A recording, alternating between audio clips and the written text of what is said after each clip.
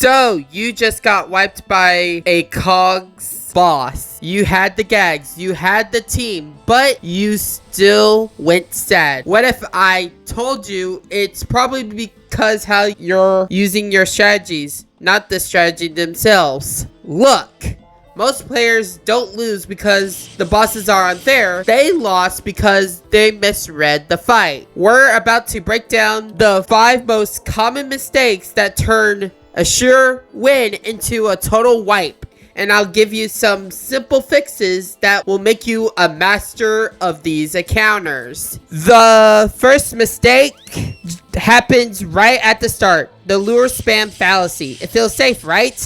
Just keep every cog locked down with lure gags to control the field. But in many high-level boss fights, all you're doing is stalling and wasting turns that should be spent on piling on the damage. Lure is a fantastic tool, but it's not the whole plan. The solution is to think less about control and more about coordinated burst damage.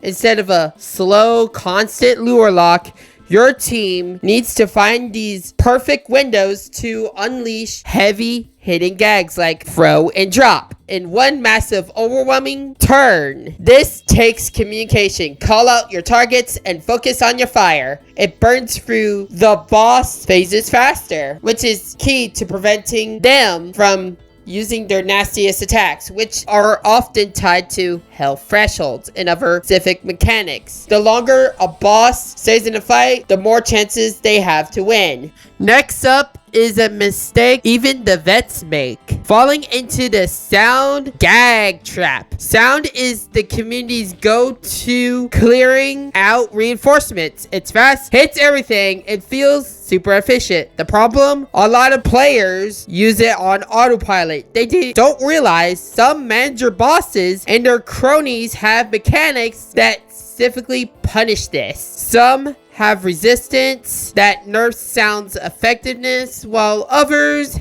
might have nasty cheats or counter mechanics that react to being hit by multi-target gags. The fix is simple. Read the room. Pay attention to the cog types on the field and check the boss for any side effects. Sometimes a focused single target takedown using a different gag track is way more effective and safer than just burst blasting a foghorn and hoping for the best. It's about adapting your loadout to the specific fight, not just defaulting to what's powerful in general. Mistake number 3, creating a heal bot. This is when one poor toon is stuck on healing duty, doing almost nothing but using tune-up. This over-reliance on a single healer guts your team's damage output. Worse, it's not often that even enough to save the team from a massive boss attack anyways. A constant stream of juggling cubes can't always out-heal a major damage phase. The real strategy is a balance of offense and defense. It's smart for the team to have a plan for healing, whether it's through tune-up gags or unites, but it has to be used strategically, not as a primary role. The best defense in Corporate Clash is often a crushing offense. Ending the fight faster means you take less damage overall. Think of healing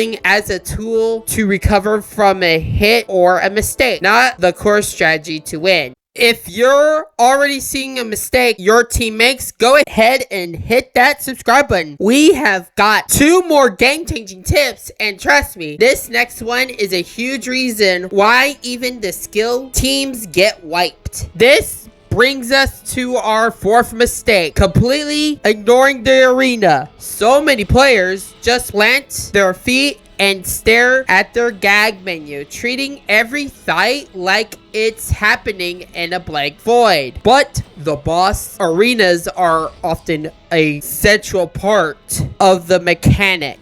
In the chief legal officer battle, for example, the entire fight is about positioning and using the environment to your advantage by pushing her into traps. In other fights, bad positioning can get you cornered, zapped by stage hazards, or targeted by an attack meant for somebody else.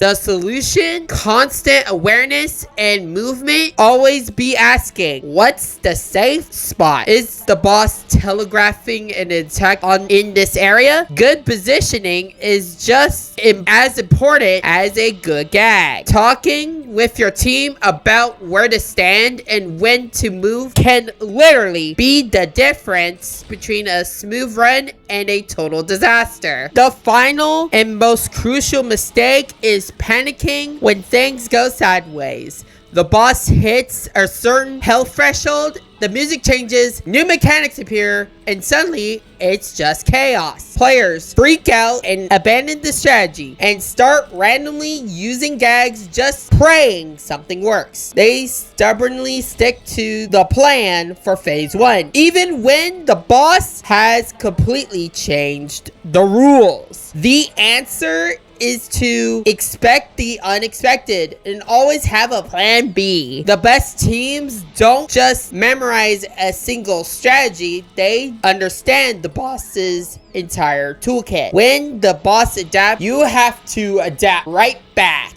This means calm communication to figure out the new threat and decide on a new plan together. Is the boss suddenly resistant to one type of attack? Switch it up. The point is to not just react, analyze the new problem and solve it as a team. So to recap, stop just spamming lure without a damage plan. Think before you blast down. Ditch the idea of a dedicated healer. Pay attention to where you're standing. And most importantly, do not panic when the fight changes. Those bosses ain't just damage sponges, they're puzzles that test your teamwork and the ability to adapt. Now you have got the tools to solve these puzzles every single time. What's the one boss mechanic that always trips up your team? Let me know down in the comments, and maybe we'll break it down in a future video. And if this guide helped you, don't forget to subscribe for more deep dives into the world of Toontown. Now go out there and show those cogs who's boss.